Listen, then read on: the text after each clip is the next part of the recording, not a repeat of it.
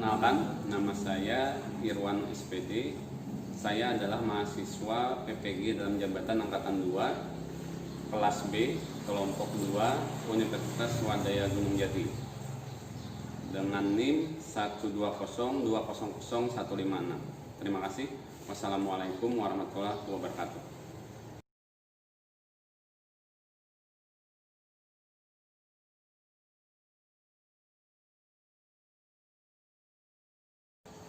Assalamualaikum warahmatullahi wabarakatuh. Waalaikumsalam warahmatullahi wabarakatuh. Selamat pagi. Pagi. Semangat pagi. Semangat.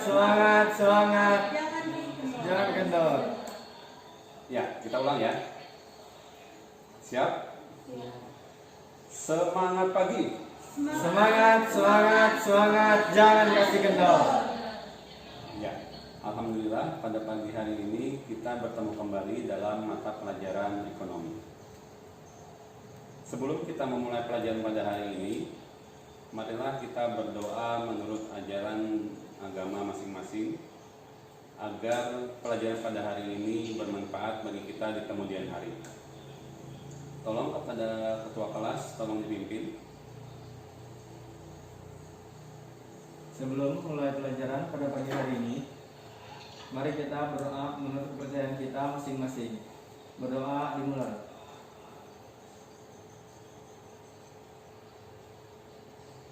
Doa selesai. Ya, terima kasih kepada Ari Winarto. Selanjutnya kita akan menyanyikan lagu Indonesia Raya sebagai wujud rasa nasionalisme kita.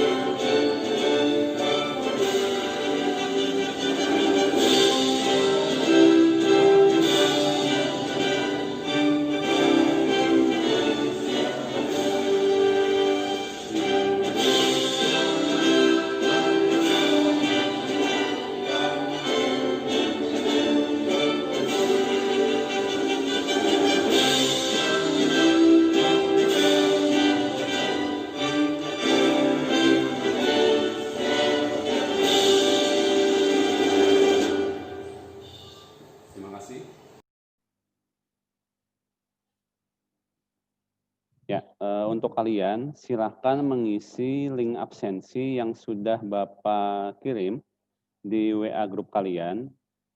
Jadi di situ silahkan kalian isi nama, kemudian nanti pilih kelasnya, ya. Kemudian keterangan itu nanti tolong beritahu temannya kalau ada yang sakit dan tidak bisa mengikuti pelajaran pada hari ini, silahkan diisi keterangan dengan sakit. Ya, kalau yang hadir silahkan klik hadir. Ya. Nah, untuk aturan pelaksanaan Zoom meeting pada saat pembelajaran, yang pertama adalah kalian harus mematikan mikrofon pada saat kegiatan pembelajaran. Misalkan pada saat Bapak menjelaskan, silakan kalian matikan mikrofonnya. Kemudian yang kedua, hidupkan kamera pada saat kegiatan pembelajaran. Tujuannya adalah agar Bapak dapat melihat aktivitas kalian pada saat pembelajaran. Kemudian yang ketiga, yaitu menggunakan seragam sekolah sesuai dengan harinya. Misalkan hari ini hari Senin berarti kalian memakai seragam putih abu-abu. Dan yang terakhir, apabila pada saat kegiatan pembelajaran berlangsung ada siswa yang ingin bertanya ataupun menjawab, maka harus meminta izin dengan mengaktifkan mikrofon dan guru akan memberikan kesempatan kepada siswa yang bertanya maupun menjawab. Sudah jelas? Sudah jelas? Sudah. Jelas. Ya, terima kasih. Nah, sebelum kita memulai pelajaran pada hari ini, ada kata motivasi, yaitu ketika orang lain meragukanmu, yang harus kamu lakukan adalah percaya pada dirimu sendiri dan buktikan kemampuanmu. Ada yang tahu maksudnya? Ya, mungkin Bapak jelaskan ya. Jadi seperti ini, misalkan orang-orang lain banyak yang ragu akan kemampuan kalian, ada yang meng-underestimate kalian, ada yang menganggap kalian remeh. Buktikan kalau apa yang mereka katakan itu salah. Bagaimana membuktikannya? Yaitu kalian lakukan apa yang menjadi kelebihan kalian. Yakini bahwa kelebihan kalian itu nantinya akan membungkam orang-orang yang pada saat yang lalu meragukan kalian. Sebelumnya, Bapak ingin flashback dulu atau mengingat-ingat kembali pelajaran pada minggu yang telah lalu. Pada minggu yang telah lalu kita telah membahas mengenai apa? Ada yang masih ingat? Kalau dilihat gambar ini adalah proses. Silakan nyalakan mikrofonnya. Produksi. Ya, proses produksi. Ada yang masih ingat? Apa itu proses produksi?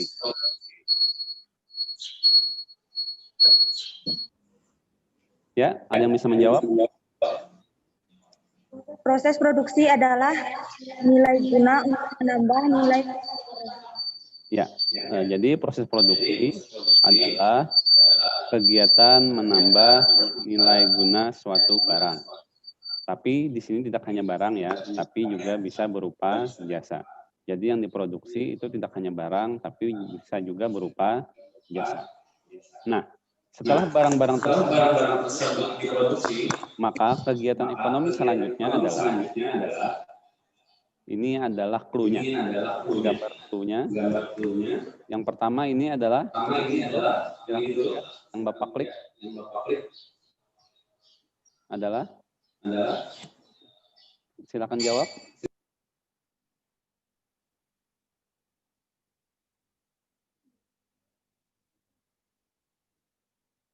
Ada yang tahu? Silakan Ari mungkin.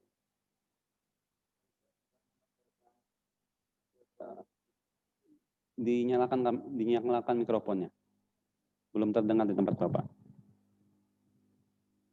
Silakan.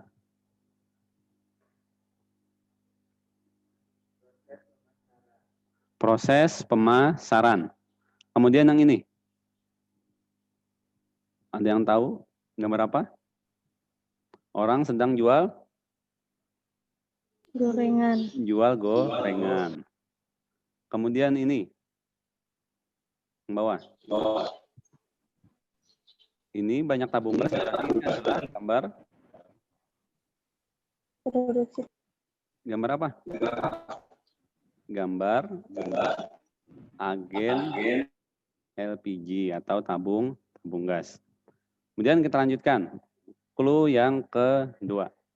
Nah, apa yang mereka lakukan dalam hal ini? Mengkonsumsi. Nah, kalau yang di bawah ini konsumsi. Memakan ya, memakan sabun tepatnya. Ya. Tapi ingat kalau yang gambar di bawah sini ini tolong jangan ditiru ya. Karena apa? Karena hanya 1 dari 1.000 orang yang hidup setelah memakan sabun. Nah, banyak orang yang beranggapan bahwa kegiatan konsumsi itu hanyalah dengan cara memakan. Jadi setelah mengikuti pembelajaran pada hari ini diharapkan kalian tidak lagi salah dalam memahami arti kata konsumsi. Karena nanti akan dijelaskan ya untuk pengertian konsumsi. Selanjutnya, Bapak akan menyebutkan kompetensi dasar dan indikator pada pembelajaran pada hari ini. Yang pertama, kompetensi dasarnya adalah menganalisis peran pelaku ekonomi dalam kegiatan ekonomi. Dan yang kedua, yaitu menyajikan hasil analisis peran pelaku ekonomi dalam kegiatan ekonomi.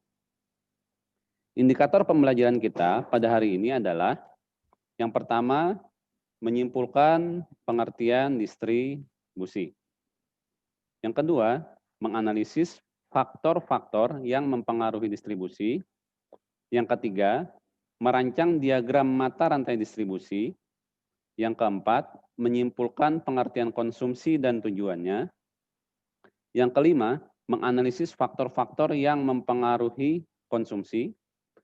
Yang keenam, menelaah teori perilaku konsumen, dan yang terakhir adalah menyajikan hasil analisis peran pelaku ekonomi dalam kegiatan ekonomi.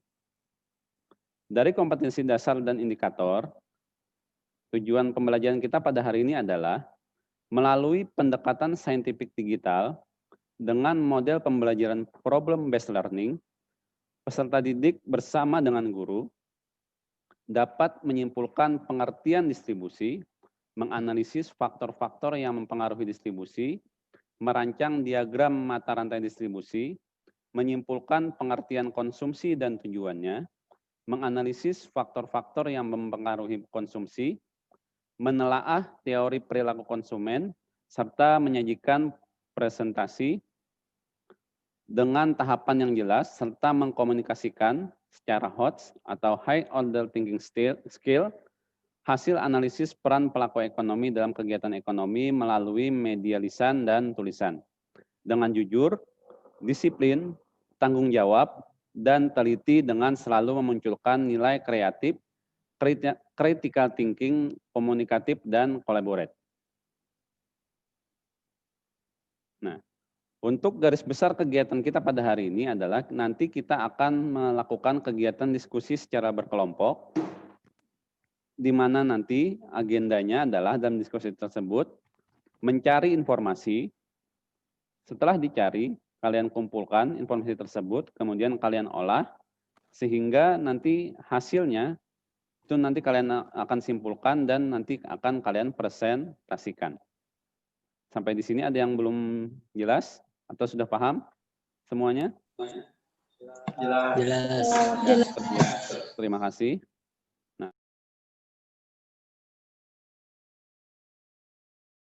Nah, selanjutnya silakan untuk materi, silakan kalian dengarkan video pembelajaran berikut.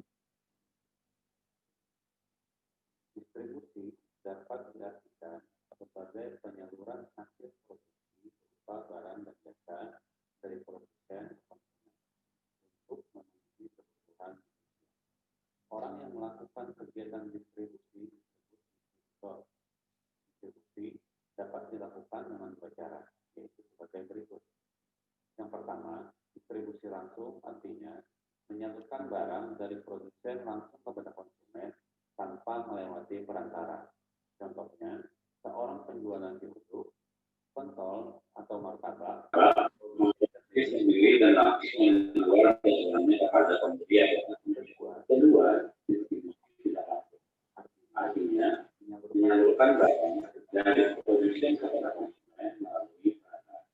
Misalnya, melalui pedagang besar atau grosir, pedagang kecil, retailer, agen, outlet, komisioner, importir, dan penyalur yang lainnya.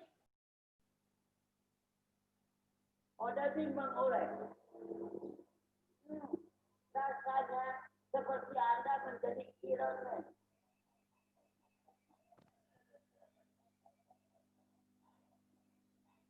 Kegiatan ekonomi selanjutnya adalah konsumsi. Konsumsi adalah kegiatan menghabiskan atau mengurangi nilai guna suatu barang dan jasa. Contoh dari kegiatan konsumsi adalah makan,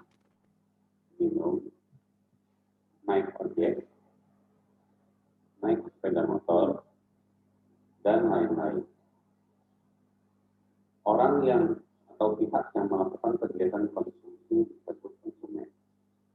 Benda yang dapat dipergunakan untuk memenuhi kebutuhan disebut dengan benda konsumsi. Benda konsumsi memiliki ciri-ciri sebagai berikut.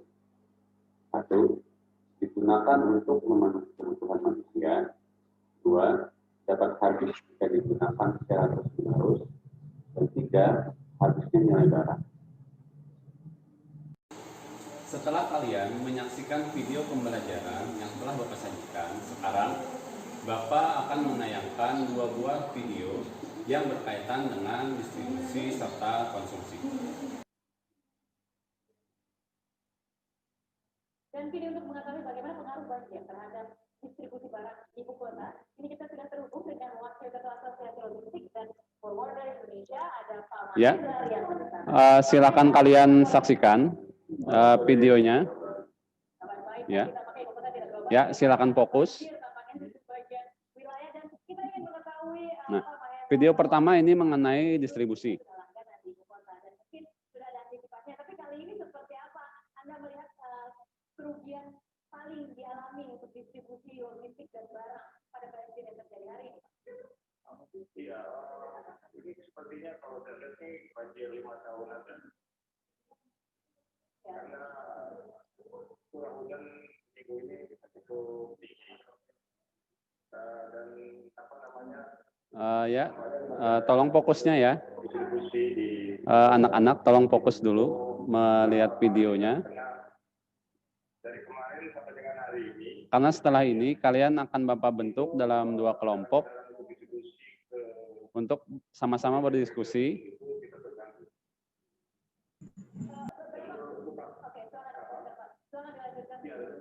Jalur utama kan sebetulnya yang lewat tol Jor dan sebagainya dan jalur Priok. Itu yang jalur terbesar untuk melintas antar provinsi. Tapi jangan lupa kebutuhan seharian yang ada di dalam kota, kecil, luar baru, pasar tradisional dan sebagainya itu jalan menuju ke sana itu terblok. Dan kemudian beberapa trek kita terjebak. Nah, ketika terjebak, itu air masuk ke dalam truk sehingga membuat merusak barang-barang yang ada di dalam truk. Ya, kemudian Bapak akan melanjutkan video yang kedua. Kalau yang ini mengenai konsumsi, silakan disaksikan. Pada pembuat konsumsi akan menggunakan minyak apa saja.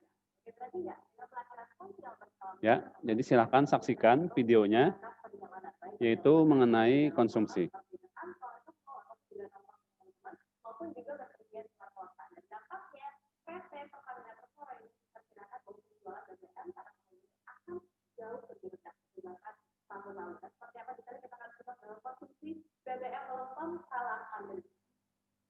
Yang pertama kita akan mulai terlebih dahulu dari bahan bakar yang saat ini masih dominan digunakan oleh masyarakat Indonesia. Itu adalah bensin jenis Ron 88 atau dikenal dengan merek premium.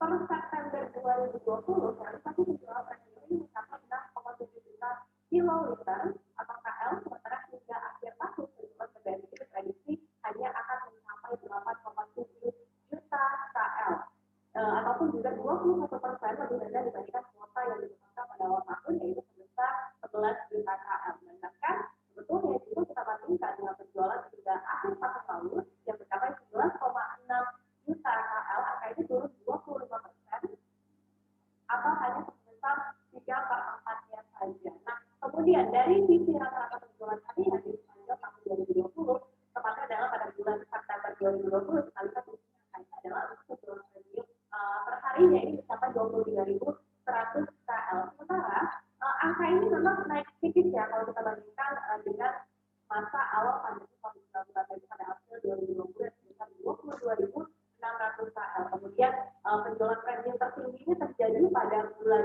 Juli, di mana untuk perharinya ini mencapai 24.100 KL.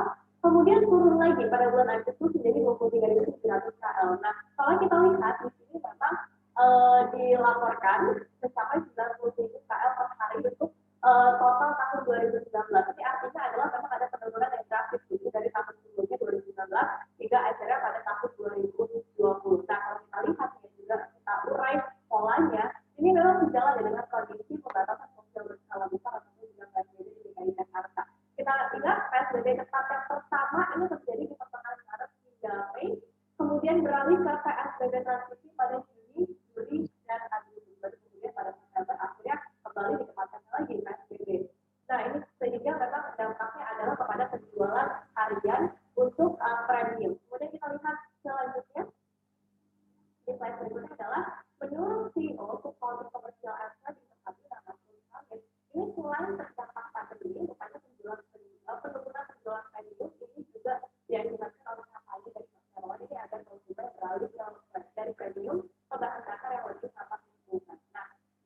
beberapa bulan yang lalu, Perseroan ini juga sudah memperlakukan kelompok harga untuk BBM jenis ron finansial ataupun juga pertalite, jadi jenis harga premium. Ini tepatnya adalah dari Rp7.650 per liternya menjadi Rp6.540 per liternya. Nah, namun rupanya promo ini baru dilakukan di beberapa wilayah saja seperti Denpasar Bali dan juga Tangerang Selatan, karena wilayah ini dinilai memiliki banyak masyarakat yang masih menggunakan bensin atau juga premium, dan namun di satu sisi ini memiliki daya beli yang cukup tinggi. Nah, sementara untuk kedepannya, tepatnya dalam 4 tahun mendatang, konsumsi premium ini diramalkan akan terus turun ke hanya 13.800 per harinya. Nah, Ya. Nah, sudah jelas videonya, anak-anak? Sudah. Nah, jadi video yang pertama itu mengenai distribusi, di mana tadi ditampilkan bahwa ada permasalahan yang mempengaruhi distribusi. Itu yang pertama. Nah, kemudian yang kedua ini mengenai konsumsi. Kita lihat petunjuknya di sini, kelas dibagi menjadi 2 kelompok melalui breakout room di Zoom. Kemudian yang kedua, tiap kelompok terdiri dari 3 peserta didik. Dan langkah yang ketiga adalah tiap kelompok diberi tugas untuk berdiskusi dan mengumpulkan informasi berkaitan dengan permasalahan yang disajikan, yaitu pada video yang pertama dan pada video yang kedua. Dan selanjutnya kalian setelah berdiskusi di room Zoom tadi, di breakout room di Zoom tadi, kalian akan mempresentasikannya. Siap? Kalian akan Bapak bagi menjadi 2 kelompok, di mana yang kelompok pertama yaitu membahas mengenai distribusi, dan kelompok yang kedua membahas mengenai konsumsi. Kelompok yang pertama ada Ari, ya, Ari, kemudian MJ ini dan Serlinawati. Kemudian kelompok yang kedua yaitu kelompok konsumsi, ada Erlin, Francisco, dan Penaliani. Ya, silakan diklik di HP-nya masing-masing ada. Sekarang Bapak akan masuk ke room 1. Ya, ada Ari, MJ ini, dan Serlinawati di kelompok 1, yaitu tadi tugasnya membahas mengenai distribusi. Nah, sekarang Bapak akan menjelaskan apa yang harus kalian lakukan dalam mengerjakan LKPD yang telah Bapak share di grup WA kalian masing-masing. Nah, yang pertama yang kalian bahas sesuai dengan berdasarkan video yang telah Bapak sajikan tadi, yaitu mengenai distribusi. Yang pertama, kalian akan menganalisis faktor-faktor yang mempengaruhi distribusi. Yang kedua, menganalisis dampak faktor yang mempengaruhi distribusi. Mohon maaf, sedikit gangguan. Ya.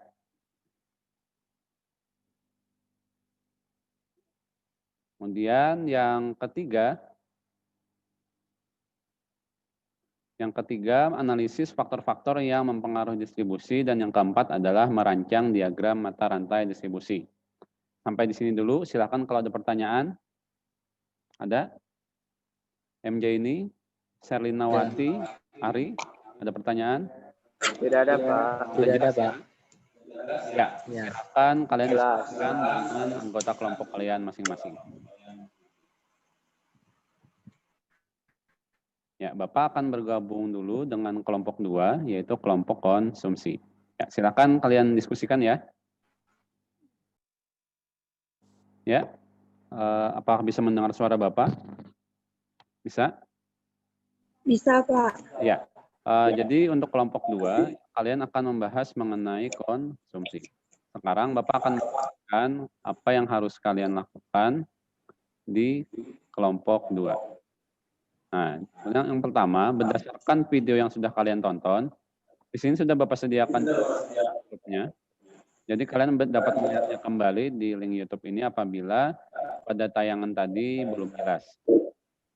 Yang pertama, kalian akan menganalisis faktor yang mempengaruhi konsumsi.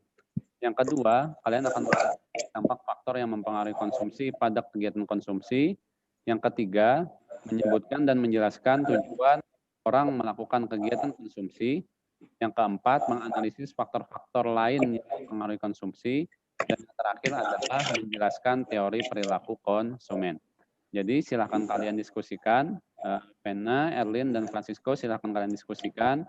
Nanti setelah kalian selesai diskusi, maka kalian akan mempresentasikannya. Siap? Ya, terima kasih. Bapak akan mengecek dulu kegiatan diskusi di kelompok 1. Distribusi menurut saya yaitu faktornya yang mempengaruhinya, misalkan kondisi banjir merupakan salah satu faktor dari alam yang dapat mempengaruhi kegiatan distribusi. Bagaimana menurut saya? Iya.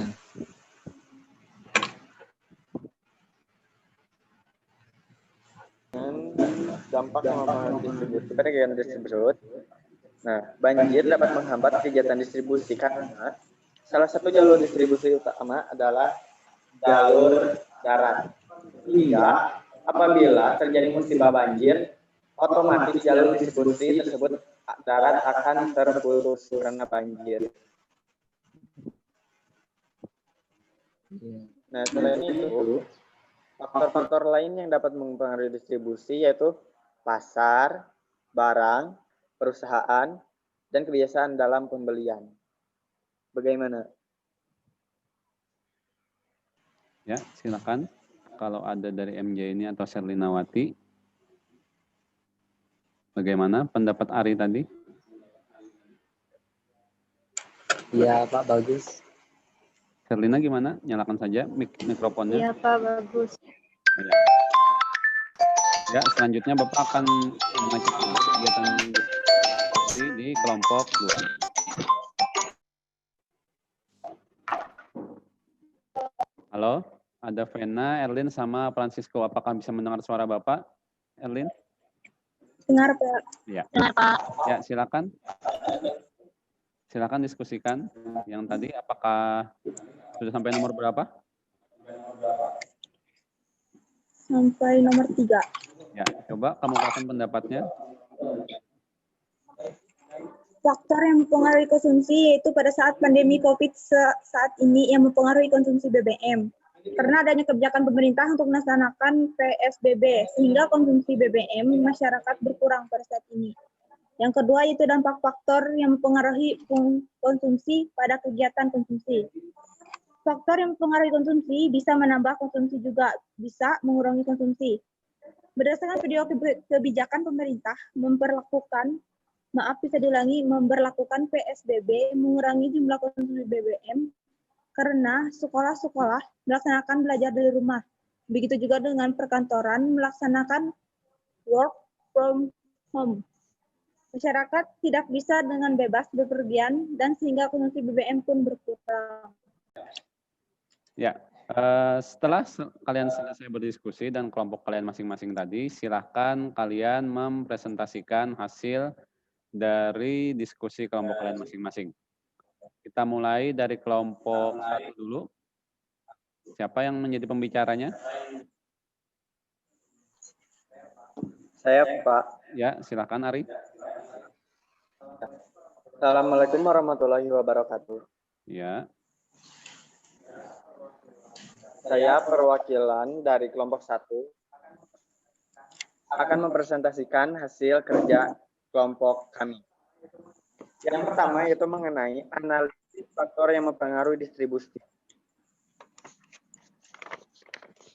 Nah, faktor yang mempengaruhi distribusi diantaranya yaitu kondisi banjir. Nah, kondisi banjir merupakan salah satu faktor alam yang dapat mempengaruhi kegiatan distribusi. Yang kedua, analisislah dampak faktor yang mempengaruhi distribusi pada kegiatan distribusi. Nah, banjir menghambat kegiatan distribusi karena salah satu jalur distribusi utama adalah jalur darat. Sehingga apabila terjadi musibah banjir, otomatis jalur distribusi darat akan terputus. Selanjutnya yaitu analisis faktor-faktor lain yang mempengaruhi distribusi. Di antaranya yaitu ada pasar, barang, perusahaan, dan kebiasaan dalam pembelian. Sekian dari kelompok 1. Ya, terima kasih kelompok 1. Kemudian kita lanjut ke presentasi dari kelompok 2. Saya Pak, presentasi dari kelompok 2. Ya, silakan. Selamat pagi. Di sini saya akan memaparkan hasil dari kelompok 2 yaitu tentang konsumsi. 1. Analisislah faktor yang mempengaruhi konsumsi. Pandemi COVID-19 mempengaruhi konsumsi BBM karena adanya kebijakan pemerintah untuk melaksanakan PSBB sehingga konsumsi BBM masyarakat berkurang. Nomor 2. Analisislah dampak faktor yang mempengaruhi konsumsi pada kegiatan konsumsi. Faktor yang mempengaruhi konsumsi bisa menambah konsumsi juga, bisa mengurangi konsumsi. Berdasarkan video kebijakan, pemerintah melakukan PSBB, mengurangi jumlah konsumsi BBM karena sekolah-sekolah melaksanakan belajar dari rumah.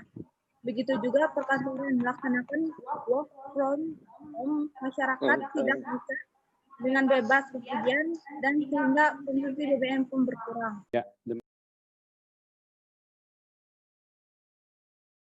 demikianlah presentasi dari kelompok 1 dan kelompok 2, yaitu mengenai distribusi yang sudah disampaikan oleh kelompok 1 dan mengenai konsumsi yang sudah disampaikan oleh kelompok 2.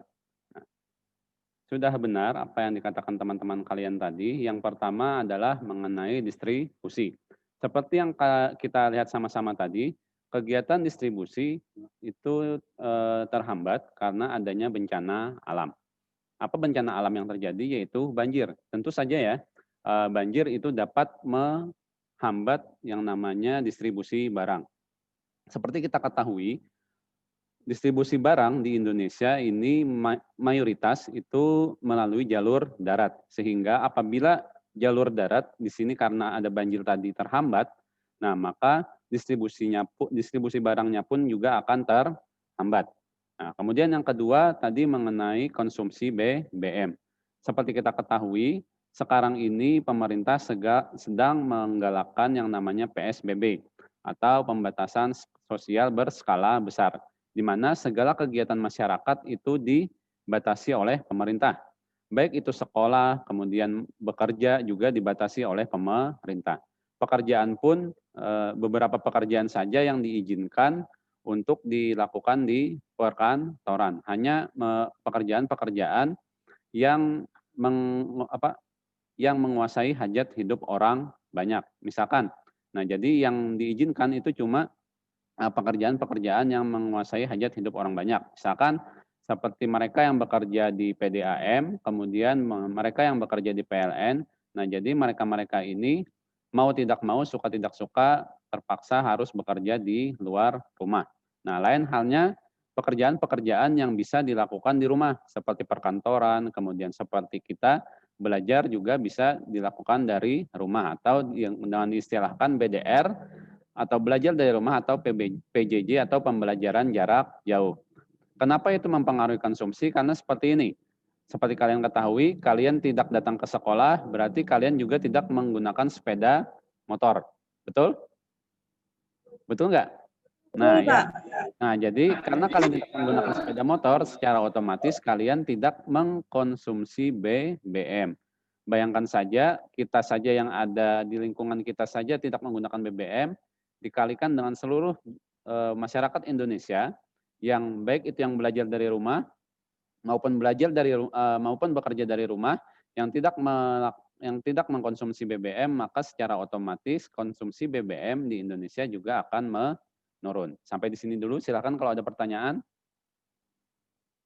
Ada? Silakan kalau ada.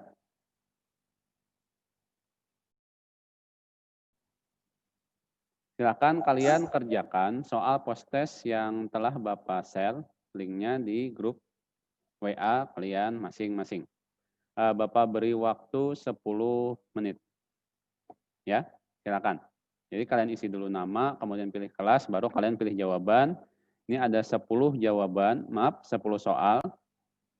10 soal, nanti silakan kalian kerjakan. 10 menit dari sekarang.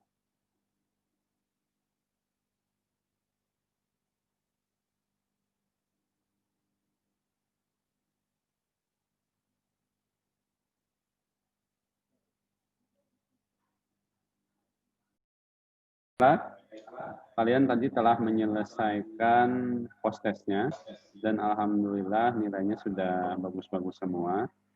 Ya, kemudian kita lanjutkan kegiatan pada hari ini yaitu refleksi.